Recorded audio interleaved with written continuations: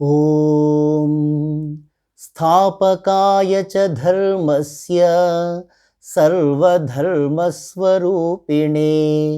అవతార వరిష్ఠాయ రామకృష్ణాయ తే నమః.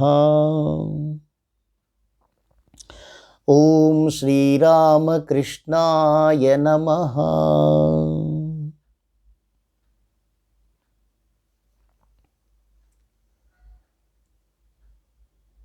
భక్తులందరికీ నమస్కారం. భగవాన్ శ్రీరామకృష్ణ దేవులు తమ అద్భుతమైన ఆధ్యాత్మిక బోధనలలో ఎంతో సరళమైన సులభమైన కథల ద్వారా అద్భుతమైన మహోన్నత సత్యాలను, ఆధ్యాత్మిక సత్యాలను అతి సరళమైన కథల ద్వారా బోధించేవారు. ఆ కథలన్నీ రామకృష్ణ మఠం వారు ఒక కథ చెబుతా విను అనే పుస్తకంలో ప్రచురించారు. శ్రీరామకృష్ణ సేవా సమితి బాపట్ల వారు. అందులోని కథలను ఒక్కొక్కటిగా తెలుసుకుందాం. ఈ పుస్తకానికి పరమపూజ్య స్వామి రంగనాథానందజీ మహారాజ్, శ్రీరామకృష్ణ మఠానికి శ్రీరామకృష్ణ మఠం మరియు రామకృష్ణ మిషన్ సంస్థలకు సర్వాధ్యక్షులుగా 13వ సర్వాధ్యక్షులుగా ఉన్న పూజ్య స్వామి రంగనాథానందజీ మహారాజ్ అద్భుతమైన ముందు మాట, ఫార్వర్డ్ ముందు మాట రాశారు. అది ఎంతో స్ఫూర్తిదాయకము. అది చదువుకొని తర్వాత శ్రీరామకృష్ణ కథలను విందాం. జై రామకృష్ణ. స్వామి రంగనాథానందజీ మహారాజ్ రాస్తున్నారు, శ్రీరామకృష్ణుల బోధనలలో ఈనాటికి మనకు అత్యంత ఆవశ్యకమైనవి, ముఖ్యమైనవి, ఉపయోగకరమైనవి ఎన్నో ఉన్నాయి. ఒక్కటి, గురుదేవులు అంటే భగవాన్ శ్రీరామకృష్ణులు. ఇక్కడ ఇక్కడ అనేదే జ్ఞానము, అక్కడ అక్కడ అనేదే అజ్ఞానము అని బోధించారు. ఈ విధముగా గురుదేవులు శ్రీరామకృష్ణులు తనదైన ప్రత్యేకమైన శైలిలో అనంతమైన ఆత్మయే మన నిజస్వరూపము, మన స్వభావము అన్న ఉపనిషత్తులలోని మహోన్నతమైన మహత్తరమైన బోధనను అక్కడ ఇక్కడ ఇక్కడ ఇక్కడ అనేదే జ్ఞానము, అక్కడ అక్కడ అనేదే అజ్ఞానము అని మహత్తరమైన ఉపనిషత్తుల బోధనను సులభంగా తెలియజెప్పారు. ఈ సత్యాన్ని, ఈ నిత్య సత్యాన్ని మనం ఈ జన్మలోనే వ్యక్తీకరించాలి, అనుభూతి చేసుకోవాలి. కానీ ఎక్కడో దూరంగా ఉన్న స్వర్గానికి ఏదో కర్మకాండ చేయడం ద్వారా చేరాలనుకోవడం అజ్ఞానం అనేవారు శ్రీరామకృష్ణులు. ఇక రెండవది, శ్రీరామకృష్ణులు చెప్తారు, మీరు దేవుణ్ణి పొందాలనుకుంటే, భగవంతుణ్ణి పొందదలుచుకుంటే అతన్ని సాటి మానవునిలో చూడండి, సాటి మనిషిలో చూడండి.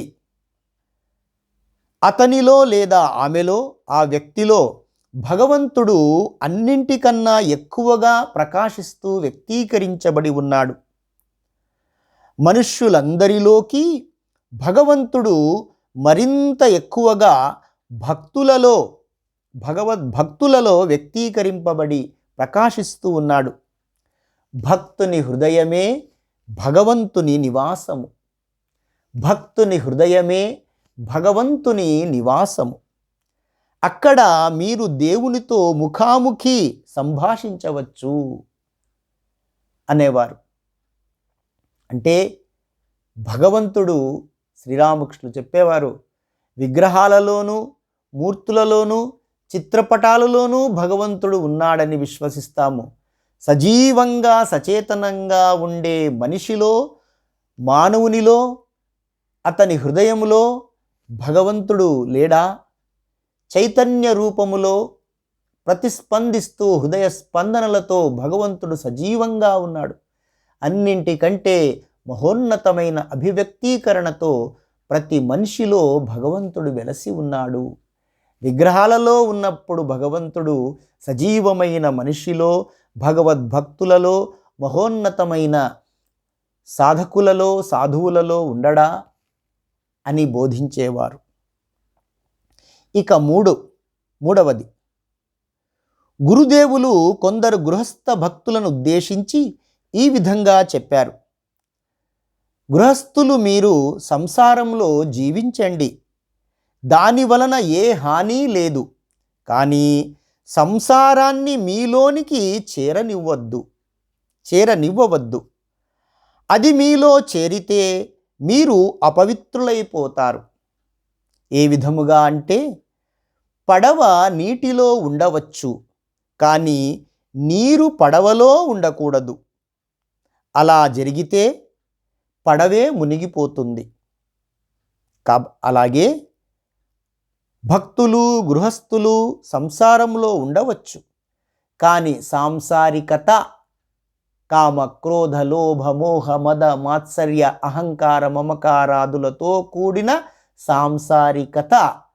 సాంసారిక భావము, మేము సంసారులము, దుఃఖితులము, దీనులము, హీనులమనే భావన, కామిని కాంచనలతో కూడిన భావన, సాంసారికత మనలోనికి రాకూడదు.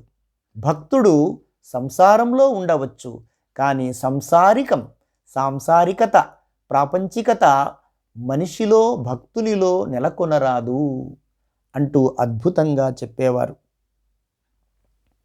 అని రాస్తూ పూజ్య స్వామీజీ ఈ కొన్ని ఆధ్యాత్మిక సత్యాలను ప్రజలు అర్థం చేసుకుంటే మన సమాజమే ఎంతో మంచిగా మారిపోతుంది. నా ప్రేమను, దీవెనలను అందుకోండి. ఈ పుస్తకము, ఈ శ్రీరామకృష్ణ కథల పుస్తకము, ఒక కథ చెబుతా విను అనే పుస్తకం ఆంధ్రప్రదేశ్లోని, తెలుగు రాష్ట్రాల్లోని వేలాది మందికి శుభాశీస్సులను, శాంతి సౌఖ్యాలను అందజేయుగాక. ప్రేమాశీస్సులతో స్వామి రంగనాథానంద, అధ్యక్షులు రామకృష్ణ మఠం మరియు రామకృష్ణ మిషన్ అని స్వామీజీ తమ ఆశీర్వచనాలను అందించారు. జై రామకృష్ణ.